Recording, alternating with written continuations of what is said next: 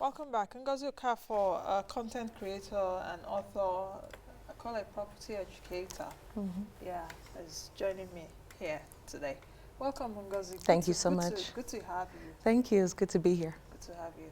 Let's get started. While I was doing the introduction earlier on, I did say that the notion of property investment now is getting increasingly popular.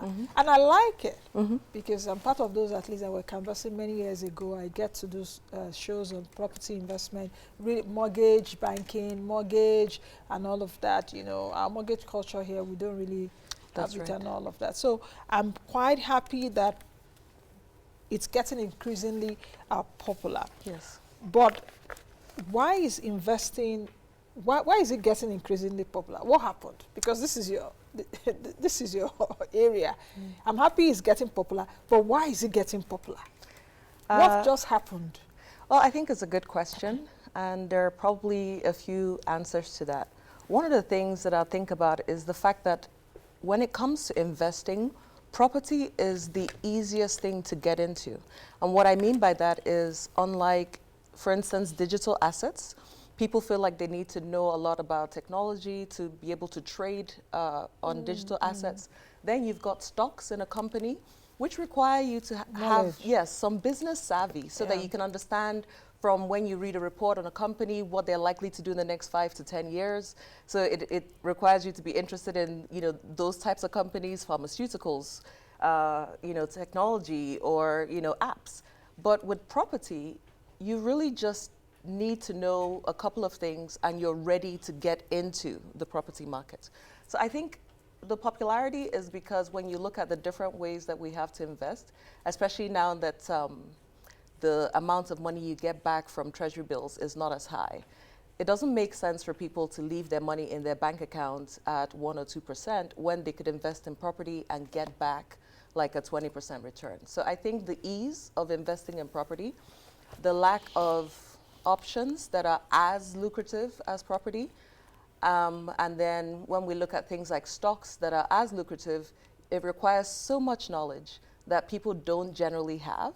And so property is a way to get into investing without doing too much research in terms of business, having too much knowledge, and then it's something that you can just start if you have some money.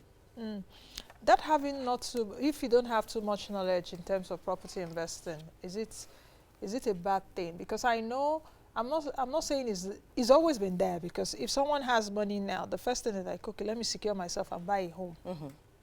Then I'll start thinking of buying other homes or building other houses for rent to become a landlord or a landlady. That's right. So what I'm trying to say in essence is that the right information, does the property investing also entail you having the right information? Even though you said other forms of investing, you've got to know it, you've got to show interest, but it's like property is like a bit of brick and mortar.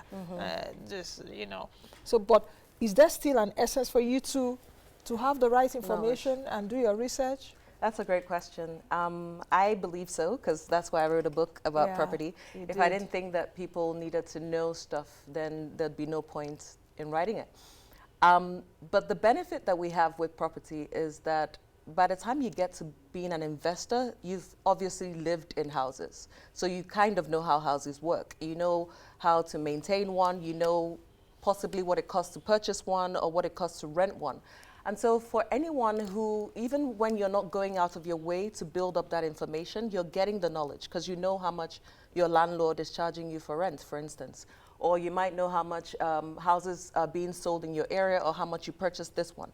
So you do need knowledge, but not to the extent that people in other fields, in terms of if you're investing in digital assets or if you're investing in a company's stocks, not to that extent. So what I write about in my book is the knowledge that you need to work with somebody who's going to do the construction on your behalf. Because there are things that happen during construction, people cut corners, and if you don't know, then you're going to have a situation where in future you've got, a house that's cracking or water damage coming through. There's a bit of business in there because you need to calculate your return on investment. So if you're investing in property, like any other investment, you need it to return a certain amount, a certain percentage of what you've put in there. So knowing how to calculate, once you see a property, is this worth investing in? Will I get my return on investment? Will I get 10%? Will I get 20% return? So that sort of basic mathematics and basic return on investment calculation, you definitely need to have. So that when you see a deal, you can quickly calculate if it's worth it for you to get involved in that deal. Because obviously not a lot of real estate purchases would be profitable. Not a lot of real estate investment makes money. Sometimes you can lose money. So the knowledge of how to calculate whether something is an investment or not is good. The knowledge of how to work with tradespeople, artisans, an engineer and an architect, that's also good. The knowledge about what's happening in the building materials markets in terms of the quality of things that are available, as well as, you know, the different cons that could happen, can save you quite a bit of money. So you do need knowledge. I believe so, definitely. And obviously that's why I've written the book, to give people that knowledge. But it's not as bad or as intense as the amount of knowledge you would need for other types of investments. Is property investing really profitable? Let's dissect it here. Yeah. And I know you understand what I'm saying. Yes. If it's really as profitable as people think, is it really profitable? I would say yes. And the reason why I'd say yes is because I'd give you some examples of where it's profitable. If you're able to purchase property, for instance, there's some low-cost housing schemes that go on from time to time. There was one that my friend purchased, and she had bought it for $8 million. 2 years later, she was renting the place out for $1 million, which means that after 8 years, any rent that she gets on the property is pure profit. Yes. And this is assuming she doesn't increase the rent in that 8 years. Other people I've purchased property where after purchasing it, because the developer did such a fantastic job and the area is so popular, before we even finish the property or move in, it's doubled in price, right? So if you wanted to sell it, you automatically make 100%. So in property, and there's so many areas of property, not just the buying and the selling. They're brokers. You know, we helped somebody sell a plot of land just a month ago, and just the brokers who are in between, one of them, his only role was to text somebody and say, I have this land available, are you interested? And the person responds, and from that he gets 2 million from sending a text message. He didn't have to leave his house, he didn't have to get dressed or do anything special. But over time, he's built the contacts that he can text people and say, I have something in this price range, do you have a client? And then, so he's a broker and he's introducing to people, and for that text, he gets 2 million. So there are a lot of other roles within property development and investing that isn't buying and building of houses. And there's money in every single stage of property investing. Okay, so let's talk about those ways, because I'm interested in those other ways whereby you can make money. You've just said one. Are there other ways? Well, I mean, in terms of the industry itself, it's like everything else. Like I keep looking at brands that are online e-commerce stores. And I think, where's the e-commerce store for property, where you can buy building materials, right? And then you know that the quality of what you're buying is good and is not fake. And you also know that the company is reliable. So if you make payment, they will deliver you good things. We don't have that. So there are gaps in the market. I look at all the fintechs that are starting up and all the funding that they're getting, but there's several gaps in our fintech, in tech market for property, right? Things like design apps that we don't have yet, rental apps that we don't have yet, doing background checks on new tenants. We're missing so many apps in that area. We don't have, like I said, the e-commerce store. We don't actually have a variety. Like when you look at, you know, I have to develop property every few weeks, and I'm looking at stuff like tiles. And it's the same tiles that you're going to see in every single house. Yes. But we don't even have the variety of, you know, choice. Like, oh, these are some fantastic tiles, let's buy this. It's almost like the same buyer buys tiles for the entire country. Yeah. So I feel like there are gaps. And then some of the things that we use in building, the quality of it is so low, it's almost as if they're props. You know, in a movie set, you have to use props. They're not designed for actual use. They're just there to look like they're usable. A lot of the things that we bring in look like and function like props. After 6 to 9 months, they break and they're no longer working. And you go buy the same thing and you go buy again. Yeah. And so I feel like we have a gap within, you know, building materials markets that hasn't even been looked at.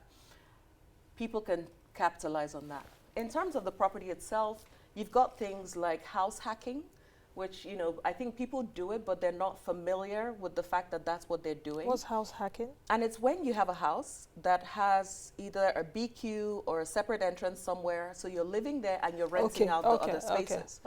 Now, this is something that I did when I was in university, and it helped me. Then I was in the UK and I had a mortgage. It helped me pay my mortgage because the people who were renting rooms from me were paying the mortgage. You also have the option of doing that in Nigeria. I think Lekki is somewhere where they do that really well, where you've got the gatehouse is a store, downstairs is something else, upstairs is something else, and people are able to live in their house, either rent it out on like online, daily booking websites, or rent it out to a long-term tenant. A lot of people are doing it here in Abuja as well. So if you have access to a family house, for instance, and your siblings have moved and gotten married, and you're living there by yourself, you're able to renovate some rooms and put it on a platform where you make money every day for having your rooms available that people can rent. Another option is to do the house hacking. So when you rent out the place, people who are living there end up paying for the rent and even sometimes the utilities, right? And that's by splitting up where you're living. So house hacking is an option for people who don't have any money, but they want to start getting into real estate. It's something they can do. And there's also something called rent to rent, where you rent from the landlord in order to re-rent it out, right? Now, this might change if the laws change, but in general, if you rent from a landlord and you pay 1 year's rent, you can then rent it out to people who are paying monthly, right? We have a lot of international people who come from the, different countries. They're not, some of them are not allowed to pay annual rents. They have to pay monthly rents, but they're happy to pay in dollars and they're happy to pay a high amount. So if you rent something for a year, then you can re-rent it to those people. Obviously, you've got to make sure. As if the landlord agrees. That's right. So in general, you can speak to a landlord, right? People always say that. On my social media platforms, when I share about all the things that are possible, people say things like, oh, the landlord.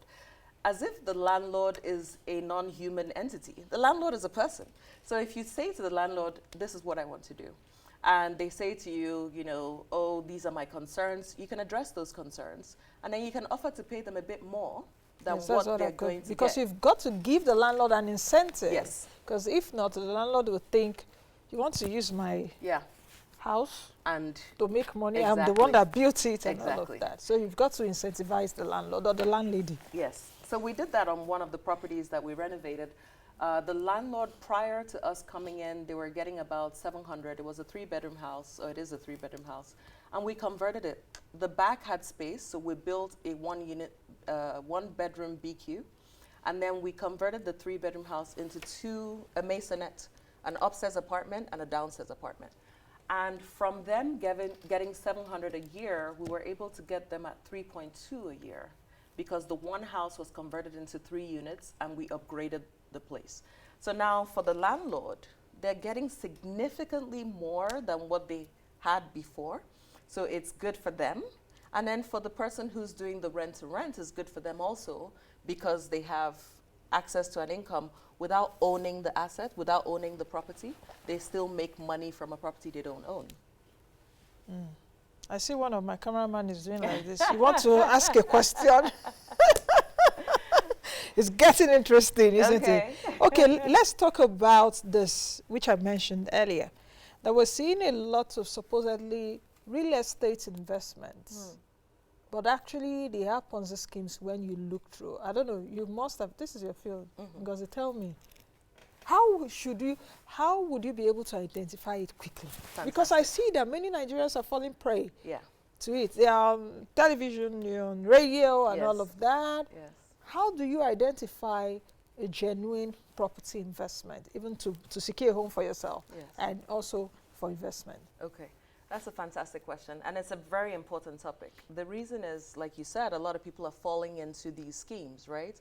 And I met somebody once at an organization who said, she put money in MMM, and she was like, I lost all my money, and it was a Ponzi scheme, and I'm not interested in any Ponzi schemes. And I was like, it's interesting that she knows it's called a Ponzi scheme. And so Ponzi schemes are basically, the number one thing that you use to identify them is that they focus more on recruiting new members then they focus on the asset, whatever the asset is. So whether it's property or health food products or beauty products, their focus is on recruitment. And once an organization is more focused on getting new people, you need to step back and look a little bit. So there's one in particular, they're very wealthy, and so they do a lot of billboards, TV ads, radio ads, and it's easy for you to get sucked in. But once you realize that the success in that organization means that you need to bring new people on to become marketers, then you know that there's a pyramid forming, right? Because the people at the bottom, a big group, you bring them in, the money they put in gets to the next level, and then the money they put in gets to the next, till you get to the top where there's just one or two people who are making the actual bulk. So when it comes to property, they did a good job at hiding it, because in general, Ponzi schemes, there's no product. So when someone tells you, bring your money and we'll double it, and you're like, what's the product? But there's no product. Straight away, you know it's a Ponzi scheme, right? But this, there's a product, because there's a house. Yes. Yes, but there's still a scheme. Yes. So one of the things... I hope Nigerians are learning from this. Because there's a product, you're like, okay, come and buy a house or pay for this. Yes. There's a product, so your mind will not really go, it's a Ponzi scheme outrightly. Yes. But for those that watch or that have glasses such as mine, once you say, like, oh. You start, yes, you can tell. So one, looking at whether recruitment is a big deal there, right? And if people grow based on recruitment and the number of people who work under them, then obviously there's something going on in that organization. So the first elimination point is to see whether this company can stand on its own in terms of the products and services, can stand on their own without this heavy recruitment drive in the background. So when it comes to the property ones, they tend to try and recruit people who will sell the property, right? But in doing that, they kind of have designed it to also look like a pyramid scheme, which means that people have to go out and get other people who will sell. They have to make some payments for an initial pack. And you've got all these other payments that you have to make that are not necessarily connected to the property itself. So if you want to look at whether a deal is a good deal or not, or whether it's a Ponzi scheme, one of the things is to find out, first of all, who's organizing this? Is it a real estate company first? And then if it is a real estate company, what other jobs have they done in the past? So what other estates have they built? Once you're sure that you can see the estates that they've built, then you can ask them what your total payment is. So what tends to happen when we're borrowing money or when we're in a financial transaction, people don't tell you your total. They might tell you what the first payment is and what the subsequent payments are, but they don't tell you the total. And where that becomes a problem is something like interest rates. People can tell you, oh, it's 5% flat or it's 5% per annum.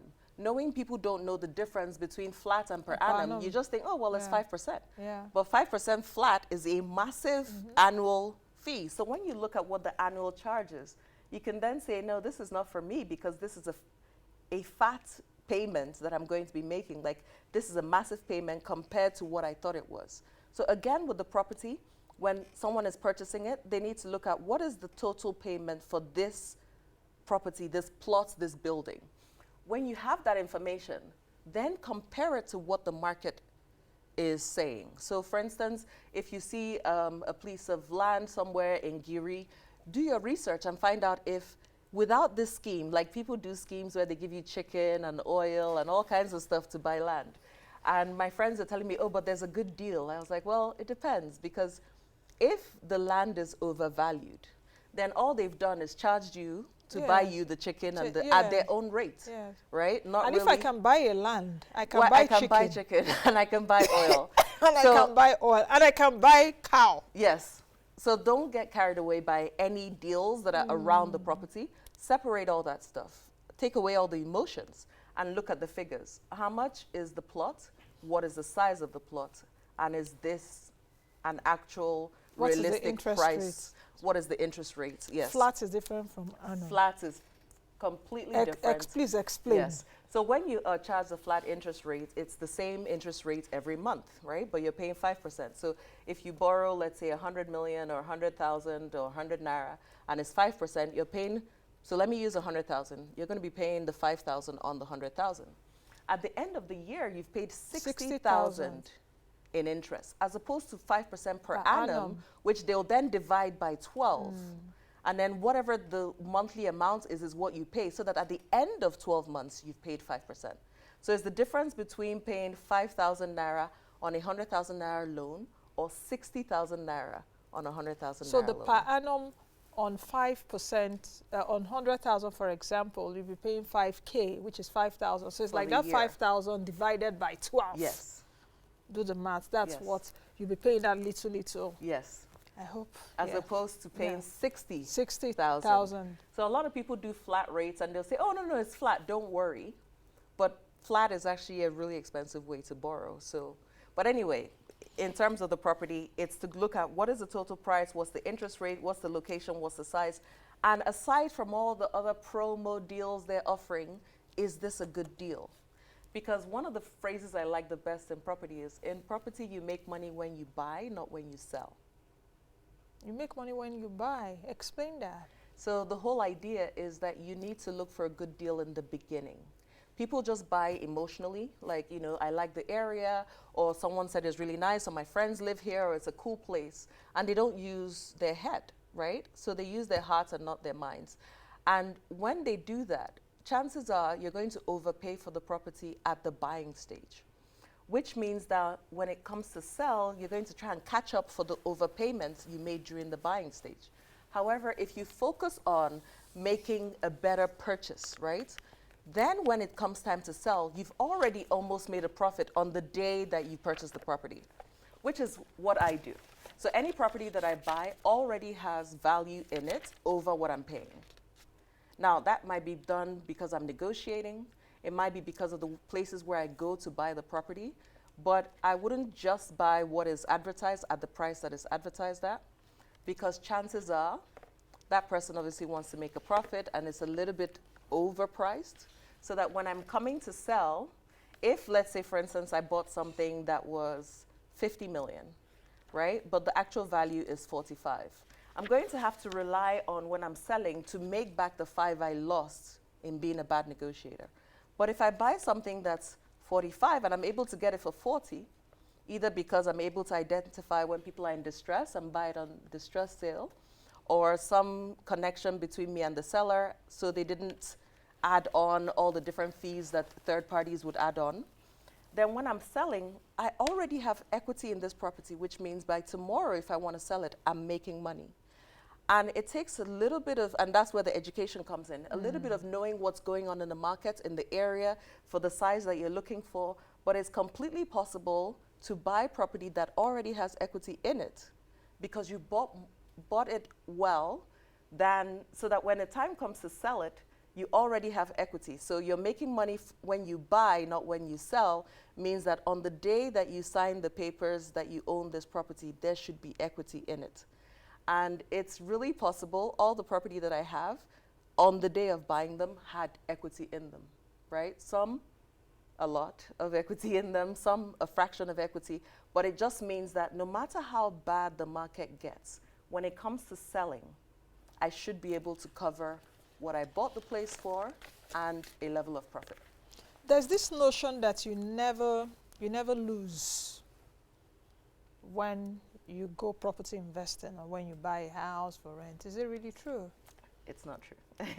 I mean, it's like everything else in life. That is so, it will appreciate. Either land flipping, I know you buy a land for 5 million or 100,000, you want to sell it, you sell it for 5 million. So that notion about you can't lose when you invest in property. Well, people can definitely lose, and that usually happens again when you make the emotional decision when you're buying and you're not looking just at the numbers. But also, I'll give you another example that might not be as typical for everyone. But if you've lived overseas and you've lived in Nigeria, or for whatever reason conduct your life in both countries, then you can lose or definitely feel like you lost. And I'll give you an example. So there's a property that we had access to and we acquired in Katambe. And it was converted, we converted dollars to buy the property. And it's been over 10 years now. In order to get the dollars back, if we sell the property today, because of what our rate is, Inflation exchange rate, and all that, we're not going to get back what we put in, right? Yeah. Now, it's a problem for us because we have this dual nationality thing that we use to calculate things. But in general, if the person was just a Nigerian investor who didn't have to convert the money, it's still a problem, because when that property was acquired, inflation it wasn't, was at a certain, and it wasn't even acquired with that equity in it. And not having equity in it meant that already when you buy a property that doesn't have equity, you are literally on the cliff, and it could go either way. What do you mean by buying a property you don't have equity or you have equity? Okay, so for instance, one of the properties that we acquired was from AMCON, the government organization, right? And they're selling a lot of houses. They are selling a lot of houses, and we've given you expo. I know, and they're pretty easy to work with. So we purchased property, but luckily it was a distressed sale, and I can't go into detail about how AMCON works, but they have different categories of property and different price ranges depending on what they need to recover, right? The market value of the place, or how much is being owed. And because of a bad debt. That's right. A debt gone wrong. Yes. So for those of you, I'm guessing anyone who watches Moneyline would know AMCON. That's why I just went on. Asset Management Corporation of Nigeria. That's right. What it means. Yes. And so they buy all the bad debts from banks, and then the banks are liquid, and then they sell in their own time the property, right? And sometimes if, for instance, the property is worth 40, but the loan on it has a balance of 20. If they recovered just over 20, they've recovered for the loan, and then whatever their profit margin is to cover their running costs, right? So they're not necessarily trying to make a profit the way that an individual would. Don't quote me on this. But they're not necessarily trying to make a profit the way an individual would. So they could sell a property that's valued at 40 for less, because they just need to cover the costs and the debt. Absolutely. Yeah. So now, if you are able to purchase property from AMCON that's worth 40, but you end up paying 30, for instance, then you've got 10 million in equity already. That means if you sell it the day you bought it, you already will make 10 million, because the street value of that house is 40, but you were able to buy it at 30. So that's what I mean about buying property equity. Yes. Ngozi, we can go on and on with this class. Property investing 101, or is it 202? But just before you go, with all this grammar we've been speaking and all of it, some people may just be thinking, is it not for people that have money? This is really a poor country, or a country with poor people. Yeah. Can you really start with no money? I know you hinted a bit earlier on, I caught that. But can you really speak on that? Can you start with no money? This is a good question. I get asked this a lot on my social media platforms. People say things like, oh, but I'm a youth corper, or I don't have any money. I have a youth corper and he's watching you now. Oh, really? He's so interested. Take a look at him over there. Okay, so let me start with the youth corpers. When I was in service, there was a youth corper who just joined as well, and I was asking him what he was going to be doing, you know, in general. And he said, I'm going to be selling property while I'm at my place of primary assignment. And I thought that was really interesting. He was like, well, I'm in Abuja, I'm going to be in a government agency, so already I have all these customers lined up. I'm sure I can do it. And I used to see him like when we get together at a bigger event, and each time I saw him, he was doing better and making more, right? So he was already in the property game as a marketer. So for people who are interested in property, you could start as a marketer, and you're only working with agents who already exist and have briefs.